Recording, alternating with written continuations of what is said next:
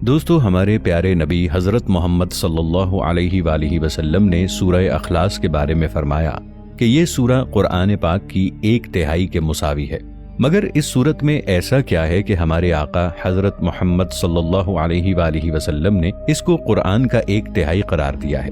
اور یہ جانتے ہیں کہ اس صورت میں اللہ تعالیٰ کا کون سا راز چھپا ہوا ہے اور یہ صورت کتنی طاقتور ہے۔ اس کا ہر حرف، لفظ اور ہر آیت اللہ تعالیٰ کا جیتا جاگتا معجزہ ہے۔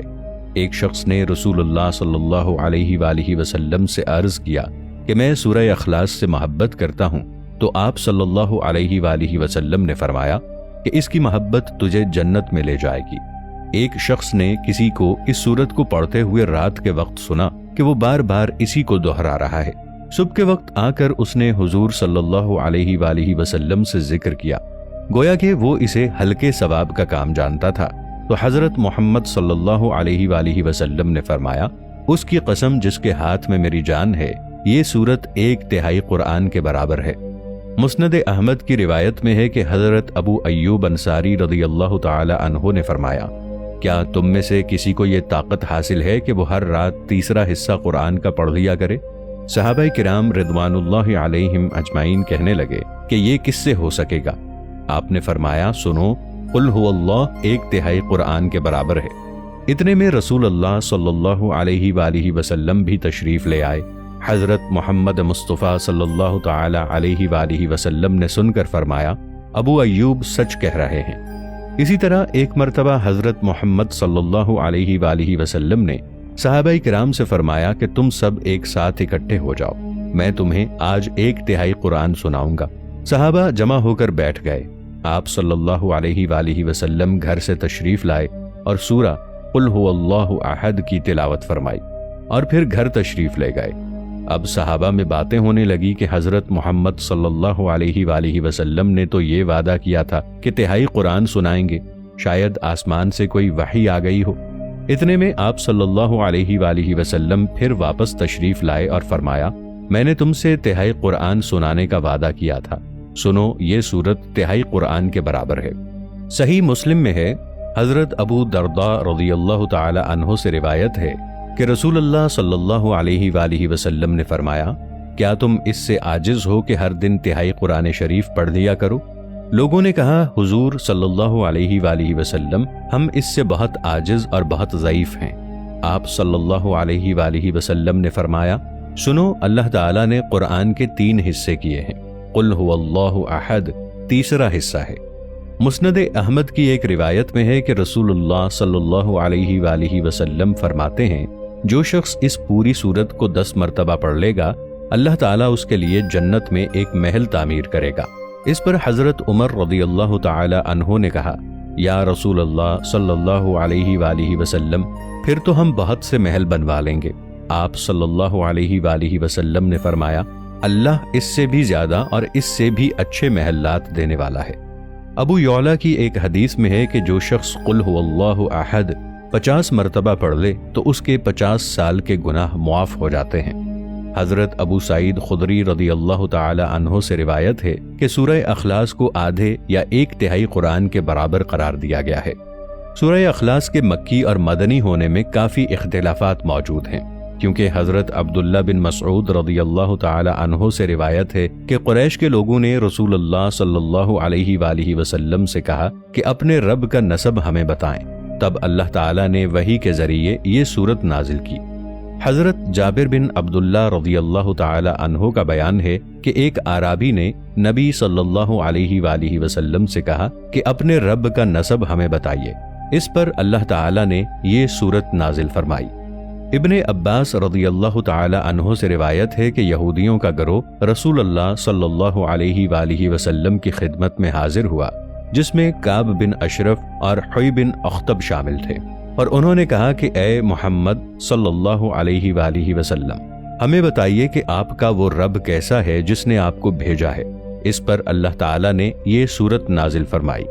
حضرت انس رضی اللہ تعالی عنہ کا بیان ہے کہ خیبر کے کچھ یہودی رسول اللہ صلی اللہ علیہ وآلہ وسلم کی خدمت میں حاضر ہوئے اور انہوں نے کہا، اے ابو القاسم صلی اللہ تعالی علیہ وآلہ وسلم، فرشتوں کو اللہ نے نور سے آدم علیہ السلام کو مٹی سے، ابلیس کو آگ کے شعلے سے، آسمان کو دھوئیں سے اور زمین کو پانی کی جھاگ سے بنایا۔ اب آپ ہمیں اللہ تعالیٰ کے بارے میں بتائیں کہ اللہ تعالیٰ کا وجود کس چیز سے بنا ہے۔ رسول اللہ صلی اللہ علیہ وآلہ وسلم نے اس بات کا کوئی جواب نہ دیا۔ پھر حضرت جبرائیل علیہ السلام آئے اور انہوں نے کہا، اے محمد صلی اللہ علیہ وآلہ وسلم، ان سے کہیے کہ قل هو اللہ احد۔ عامر بن اطفیل نے حضور صلی اللہ علیہ وآلہ وسلم سے کہا، اے محمد صلی اللہ علیہ وآلہ وسلم، آپ کس چیز کی طرف ہمیں بلاتے ہیں؟ آپ صلی اللہ علیہ وآلہ وسلم نے فرمایا، اللہ کی طرف۔ تب وہ عرض کرنے لگے، اچھا ان کی حالت مجھے بتائیے، وہ سونے سے بنا ہوا ہے یا چاندی سے یا لوہے سے؟ تب سورہ اخلاص نازل ہوئی۔ ضحاک، قتادہ اور مقاتل کا بیان ہے کہ یہودیوں کے کچھ علماء حضور صلی اللہ علیہ وآلہ وسلم کے پاس آئے اور انہوں نے کہا، اے محمد صلی اللہ علیہ وآلہ وسلم، اپنے رب کی کیفیت ہمیں بتائیے، شاید کہ ہم آپ صلی اللہ علیہ وآلہ وسلم پر ایمان لے آئیں۔ اللہ نے اپنی صفت تورات میں نازل کی ہے، آپ بتائیے کہ وہ کس چیز سے بنا ہے، کس جنس سے ہے؟ لوہے سے بنا ہے، تانبے سے، پیتل سے، لوہے سے یا چاندی سے؟ اور وہ کیا کھاتا اور پیتا ہے؟ کیا آپ کے رب نے یہ دنیا وراثت میں کسی سے پائی ہے؟ اور اس کے بعد کون اس کا وارث ہوگا؟ اس پر اللہ تعالیٰ نے یہ سورت نازل فرمائی۔ ابن عباس رضی اللہ تعالی عنہ سے روایت ہے کہ نجران کے مسیحیوں کا ایک وفد 7 پادریوں کے ساتھ نبی کریم صلی اللہ علیہ وآلہ وسلم کی خدمت میں حاضر ہوا اور اس نے حضور صلی اللہ علیہ وآلہ وسلم سے کہا، ہمیں بتائیے کہ آپ صلی اللہ علیہ وآلہ وسلم کا رب کیسا ہے، کس چیز سے بنا ہے؟ آپ صلی اللہ علیہ وآلہ وسلم نے فرمایا، میرا رب کسی چیز سے نہیں بنا، وہ تمام اشیاء سے جدا اور بالا تر ہے۔ اس پر اللہ تعالیٰ نے یہ سورت نازل فرمائی۔ ان روایات سے معلوم ہوتا ہے کہ مختلف مواقع پر مختلف لوگوں نے رسول اللہ صلی اللہ علیہ وآلہ وسلم سے اس معبود کی ماہیت اور کیفیت دریافت کی تھی جس کی بندگی اور عبادت کی طرف آپ صلی اللہ علیہ وآلہ وسلم لوگوں کو دعوت دے رہے تھے، اور ہر موقع پر آپ نے اللہ تعالیٰ کے حکم سے ان کو جواب دینے کے لیے یہی سورت نازل ہوئی۔ اس کے بعد مدینہ منورہ میں یہودیوں نے، کبھی مسیحیوں نے اور کبھی عرب کے دوسرے لوگوں نے حضور صلی اللہ علیہ وآلہ وسلم سے اسی نوعیت کے سوال کیے، اور ہر مرتبہ اللہ تعالیٰ کی طرف سے اشارہ ہوا کہ جواب میں سورہ اخلاص آپ ان کو سنا دیجئے۔ اگر احادیث کا مطالعہ کیا جائے تو یہ مکہ کے ابتدائی دور میں نازل ہوئی ہے، جب اللہ تعالیٰ کی ذات و صفات کے بیان میں قرآن کی مفصل آیات ابھی نازل نہیں ہوئی تھیں، اور لوگ حضرت محمد صلی اللہ علیہ وآلہ وسلم کی دعوت کو سن کر یہ معلوم کرنا چاہتے تھے کہ آخر آپ صلی اللہ علیہ وآلہ وسلم کا رب کیسا ہے، جس کی بندگی کی طرف آپ صلی اللہ علیہ وآلہ وسلم لوگوں کو مائل کرتے ہیں۔ اس کے بالکل ابتدائی دور کی نازل شدہ سورت ہونے کا ایک ثبوت یہ بھی ہے کہ مکے میں جب حضرت بلال حبشی رضی اللہ تعالی عنہ کا آقا امیہ بن خلف ان کو دھوپ میں تپتی ہوئی ریت میں لٹا کر ایک بڑا سا پتھر ان کی چھاتی پر رکھ دیتا تھا تو وہ احد احد پکارتے تھے۔